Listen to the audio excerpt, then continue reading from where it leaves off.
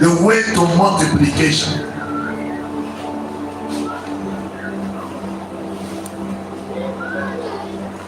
There is a death that brings gain.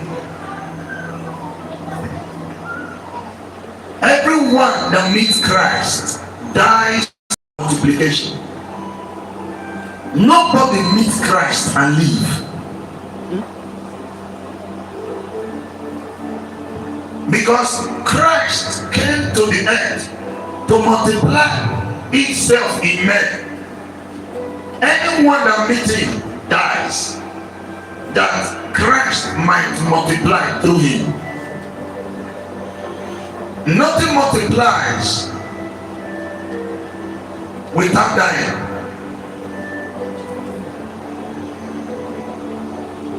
Things die to multiply. Jesus died and multiplied into more than 2 billion believers.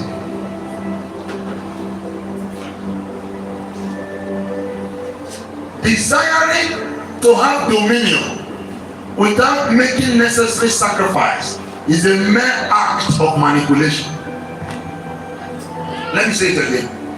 I said, desiring to have dominion without making necessary sacrifice is a mere act of manipulation. Anything that refuses to die definitely will abide alone.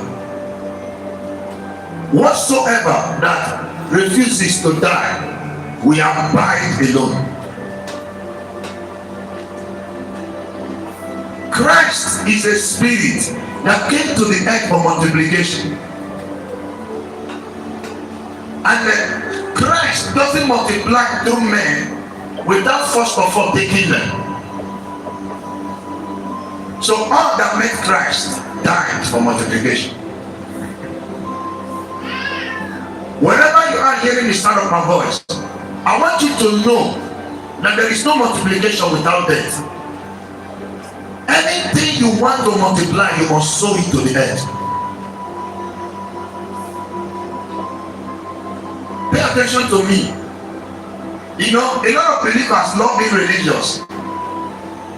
There are things religion will never give to you. It doesn't matter how long people preach it.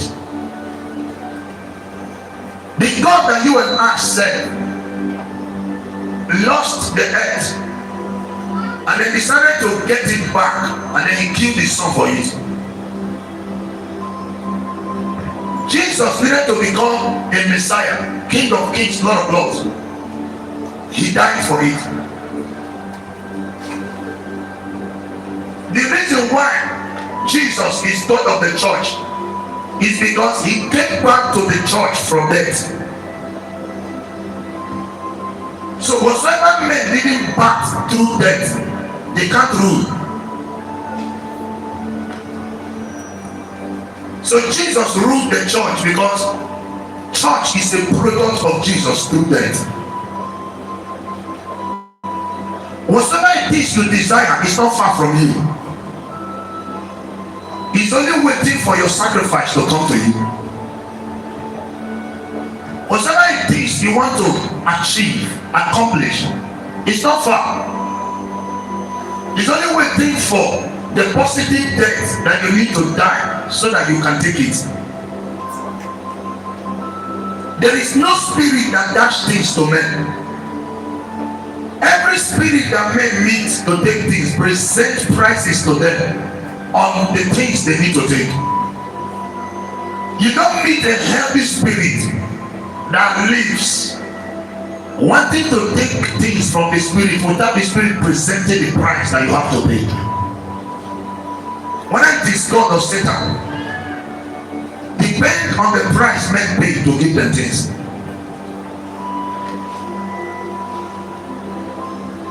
So in the world of the spirit, there is no manipulation because they do more looking, they see everything clear. And let me bless you before I start reading. There is nothing that men take to sacrifice that can be stolen from them. You don't lose things after you have gotten them through sacrifice. Kings only leave men when they didn't pay for those things before those things come into them. When you hear that somebody lost something, he lost that thing because he didn't pay to take the thing. Anything men pay for become their own. It's not the good God of Satan that will take from you what you pay for. Because every price you pay to take things, keep a mark in the realm for you. And every spirit should look at not to tempt that thing you pay for. So to be great on earth is to develop a heart to die. I will show you today that if you try to save your life, you will lose it. But when you lay it down, you save it. If you try to keep that life that you should lay down, you will lose it. So men save what they have in laying it down. May God give you understanding. Bible says in 12, 24, 25, John, he said, except a cord of wheat fall to the ground and dies, he said, it abideth alone. Except a cord of wheat falls to the ground and then die, it abides alone. In other words, whatsoever that refuses to die positively cannot multiply. Excuse me, there is no fruitfulness without death. Don't pray for things to come to you that you're supposed to die to take.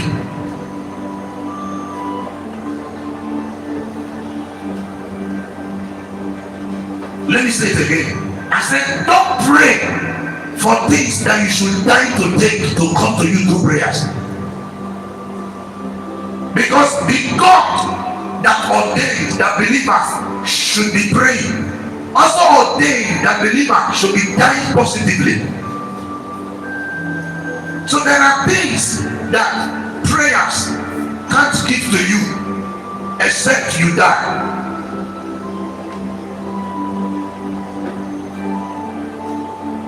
Somebody said, explain the death you're talking about. The death I'm talking about is positive death. To lose your will for the spirit of your destiny. To deny yourself that the spirit of your destiny might be in charge of you. That is what I mean. That is to lose your own will, taking up the will of the spirit of your support. That is, you're no longer in charge. You lay down yourself that the spirit might control you. That is the death that I'm talking about. I used to tell us here, a man that lay down his life can lay down any other thing that he has. The reason why some of you struggle when it is time for you to multiply, they say give seed, give sacrifice, you struggle is because your life is still with you. If you have given your life, you won't struggle to give your car, you won't struggle to give your money, you won't struggle to allow your child to serve God, your wife, your husband. You're still struggling because your life is still with you. And let me bless you by telling you this. Anything that you didn't give to God, God will protect it. It doesn't matter who is praying. Anything you didn't give to God, He won't protect it. 12, 24, 25. Let's read. Verily, verily, I say unto you. Verily, verily, I say unto you. Except a corn of wheat fall into the ground and die. Except a corn of wheat fall into the ground and die. It abideth alone. It abideth alone. But if it die, But if it dies, it bringeth forth much fruit. now the reason why it has to die is because we need multiplication.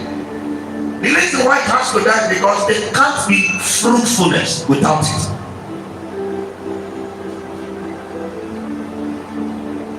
If nothing is leaving you, nothing will be coming to you. It is what leaves you that controls what comes to you. So in the room of the great, men give to take. Am I blessing somebody? In the room of the great, men give to take. So it is what you give that controls what you take. Men decide their destiny from their giving. Your destiny is not decided by what you take from God. It's decided by what you give. Because it is from what you give that God measure your kind of destiny.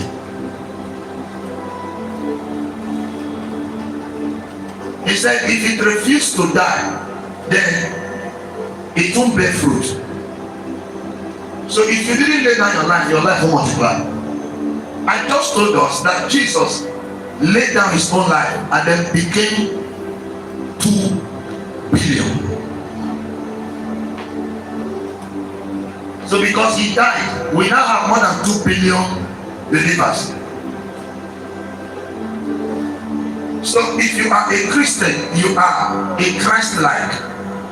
It means that Jesus is in you. It happened because he laid down his life. So laying down his life made him fruitful. He multiplied from laying down. Somebody, are you getting it? Let's go ahead and read.